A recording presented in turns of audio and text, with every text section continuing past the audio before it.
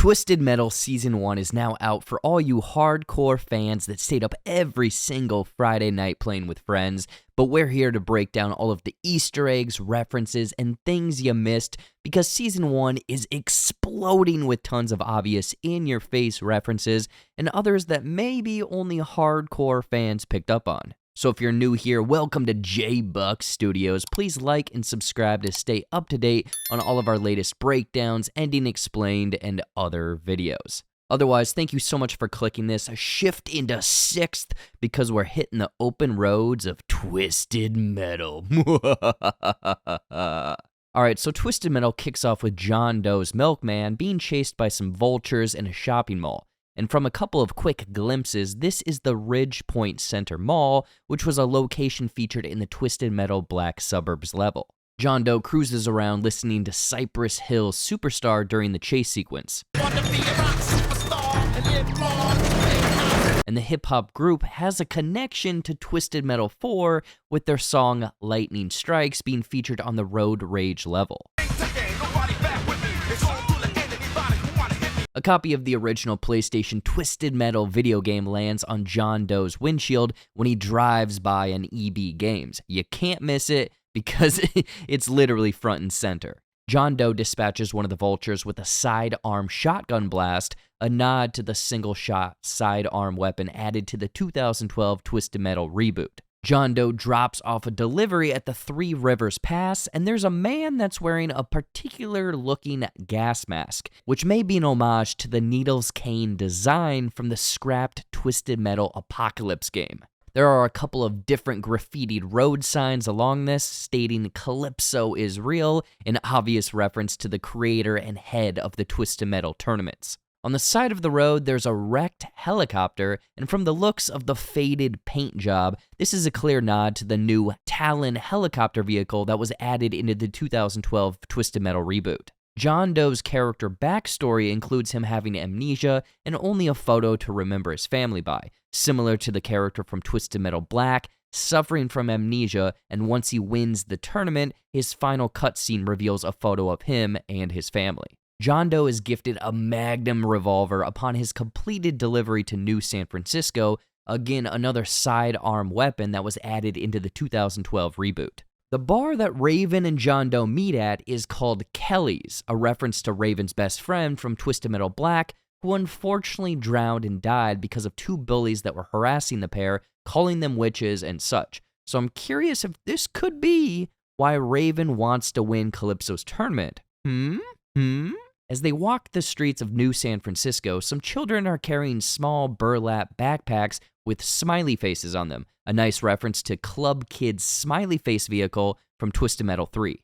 Quiet and Loud drive the purple and black Shadow vehicle featured in Twisted Metal 2. Now, I swore that this was going to be Thumper because the dust made it look more like it was pink and white, but of course it's not a lowrider, so that's on me. I'm sorry! The Lawman Agent Stone is introduced, a character that was introduced all the way back in the original Twisted Metal. However, this incarnation of a police chief kind of highwayman is taking more elements from the Twisted Metal Black game. Agent Stone name drops a classic Twisted Metal weapon. Which case? Have to napalm the both of you. Napalm, the common lob fireball weapon that was introduced in Twisted Metal 2. Honestly, I hated this weapon growing up. I could just never time it correctly. We're first introduced to Marcus Kane, aka Needles Kane, and his demonic ice cream truck of Sweet Tooth.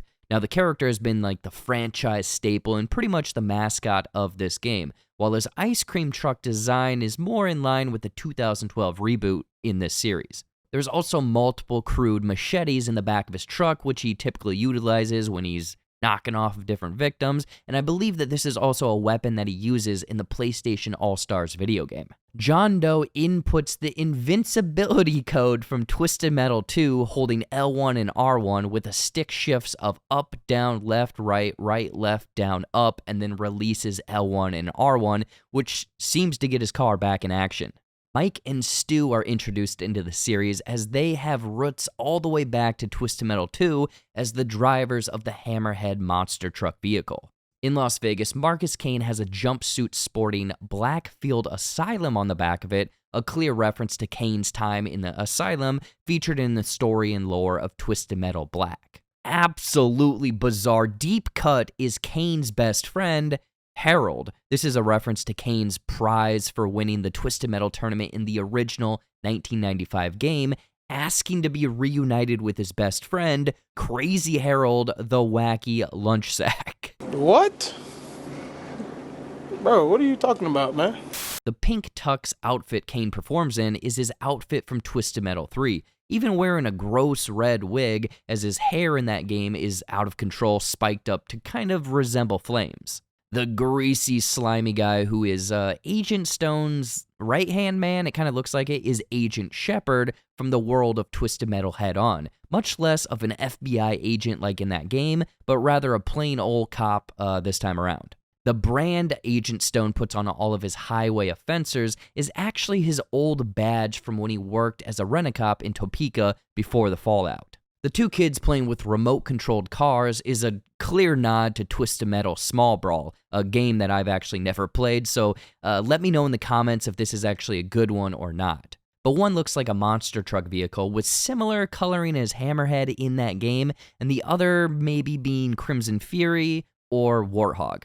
The red line of the DMV at the Hoover Dam looks similar to Calypso's hangout lair from the live-action Lost Endings from the original 1995 Twisted Metal game. When fending off the supposed terrorist, Agent Stone accidentally kills a couple of children, as implied by the bloodied teddy bear under the table, and haunts him several times throughout this series. Now, this is pulling from his storyline in Twisted Metal Black, where similar events kind of occurred, and the teddy bear imagery matches, causing him to want a second chance. The semi-truck that swallows up John Doe and Quiet looks to be Darkseid. It could also be the Juggernaut vehicle from the 2012 reboot, solely because there's a trailer attached to the rig.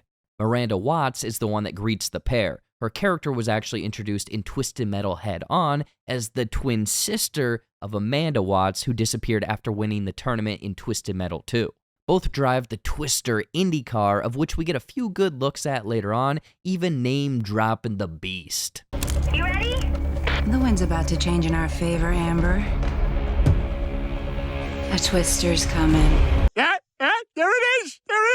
There's a name drop of blood missiles, a reference to these weapons from the 2012 reboot, that are available to a handful of characters via their special attack. One particular, though, is Roadkill in that game, which kinda sorta feels on brand with John Doe's car looking similar with the red paint job. Another obscure character from Twisted Metal 3 is introduced, Granny Dread. Who? She drives the Hammerhead monster truck in that game, wanting to win so then she can watch TV all day. The pharmacist that they visit is Amber Rose, a new character introduced in Twisted Metal 3, and the driver of the Flower Power Volkswagen Beetle, which we can see parked out front of her place, but very much missing the flower paint job from that game.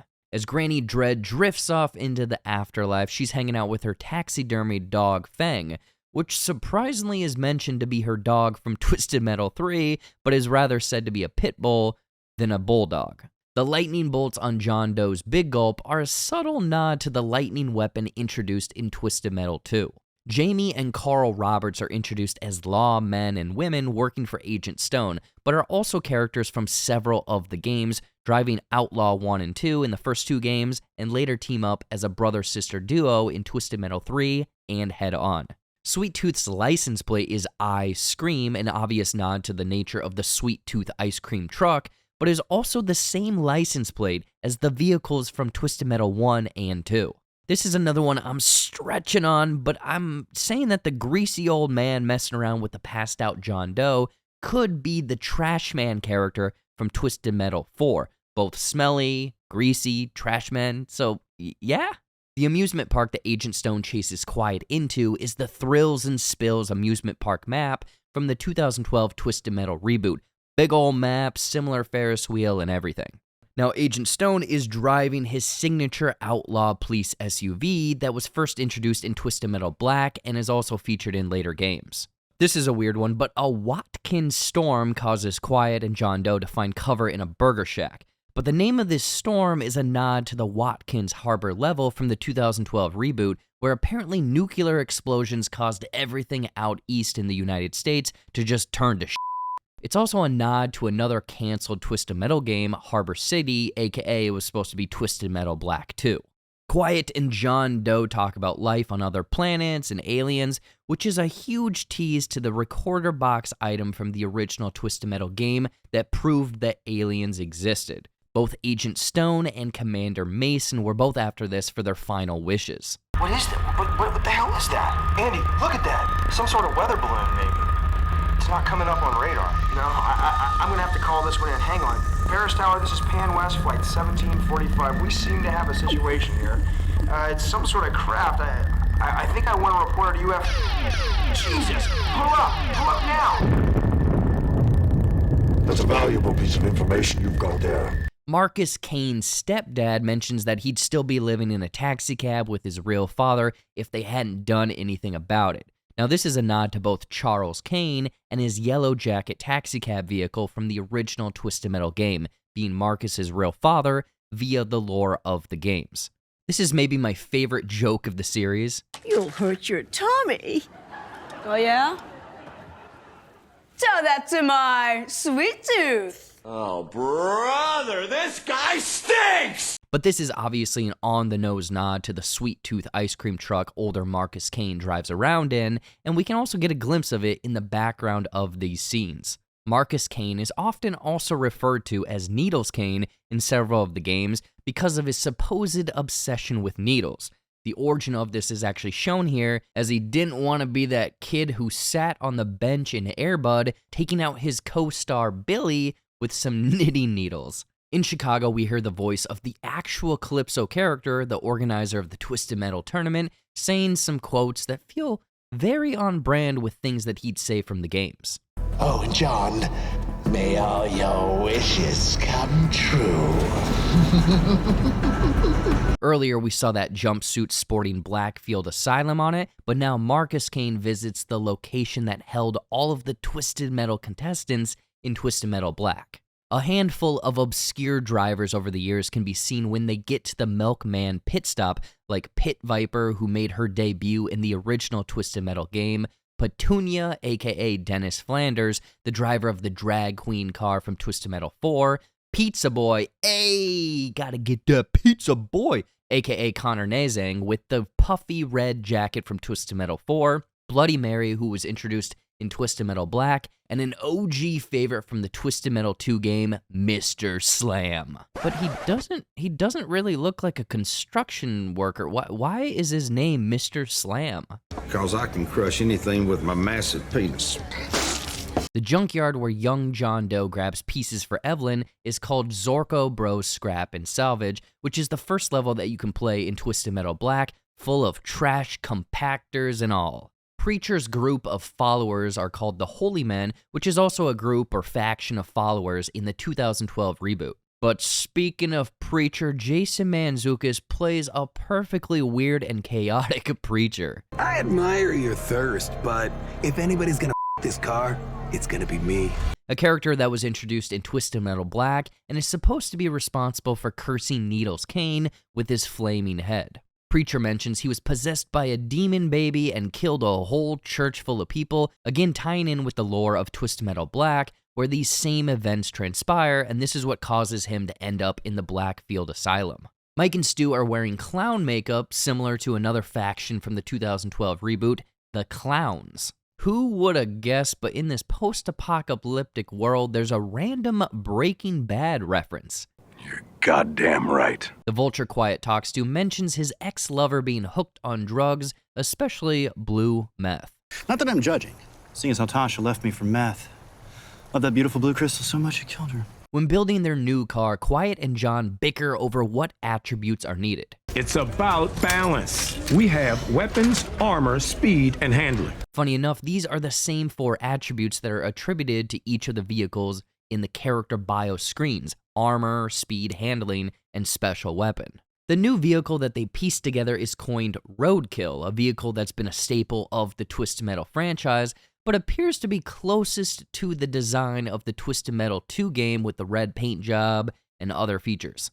The final skirmish with Agent Stone and the other lawmen takes place on the Midtown Raceway, Midtown being almost where all of the levels and events take place in Twisted Metal Black's story.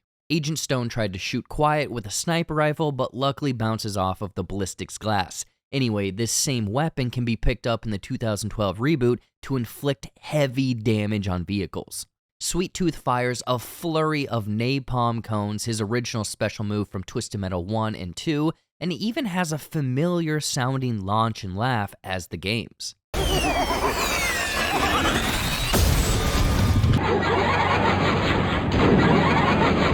Needles Kane finally gets his signature flaming head, but rather than, like I said, being cursed by the preacher in Twisted Metal Black, he just pours lighter fluid on his head and lights that sumbitch up. Agent Stone fires a homing missile, a staple to the franchise since the first game.